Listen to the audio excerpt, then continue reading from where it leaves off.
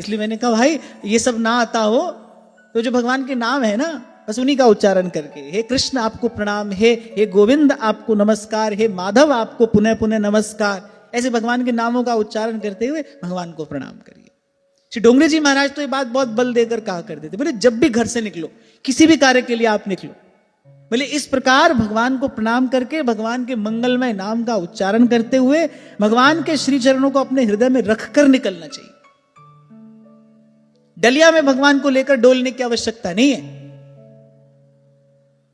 ये किसी भी दृष्टि से उचित भी नहीं है। लिए लिए डोलते हैं ना लोग भगवान को। देखो भगवान के स्वरूप का ज्ञान नहीं होगा तो प्रतीति नहीं होगी, और बिनु प्रतीति हो ही नहीं प्रीति।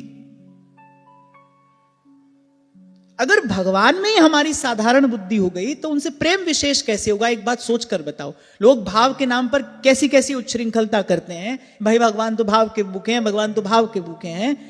अगर भगवान में ही हमारी साधारण बुद्धि है, अरे प्रेमी तो प्रेमास्पद से जुड़ी साधारण सी वस्तु को विशेष समझ लेता है। हमारा प्रेम कैसा है कि हम जो सबसे विशेष है उन भगवान को ही साधारण बनाए बैठे हैं। ये कौन सा प्रेम है भाई? ये कौन सा भाव है? ये कौन सी भक्ति है? भक्तमाल जी में एक बड़ा सुंदर छोटा सा प्रसंग आता है कि शायद सूरदास मदन मोहन जी के प्रसंग में टीकाकार ने इसका संकेत किया है कि कोई ऐसी प्रेमी था, रेवड़ी खा रहा था, रात का समय था, रेवड़ी हाथ से छूटकर गिर गई तो गया, घना अंधेरा था, बाजार से जाकर दीपक खरीदा, थोड़ा तेल खरीदा, बाती बनाई, दीपक जोड़ा और उस दीपक में रेवड़ी ढूंढ रहा है। किसी व्यक्ति ने पूछा, बोले अरे बड़ा मूर्ख है, एक रेवड़ी के लिए इतना परिश्रम कर रहा है, इतना धन दीपक पे खर्च कर दिया, इतने में तो जाने कितनी रेवड़ी आ जाती।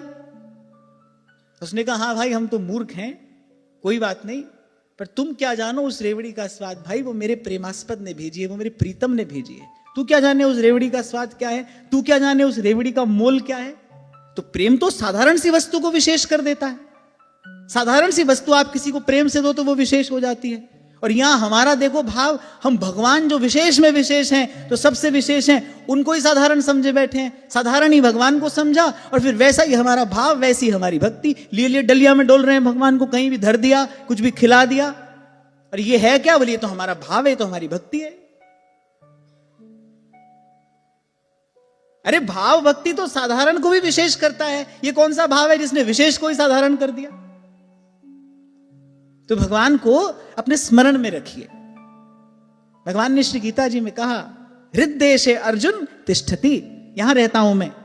कबीर कहते हैं ना, मोह को कहां ढूंढे बंदे, मैं तो तेरे पास में। कहीं नहीं है भगवान।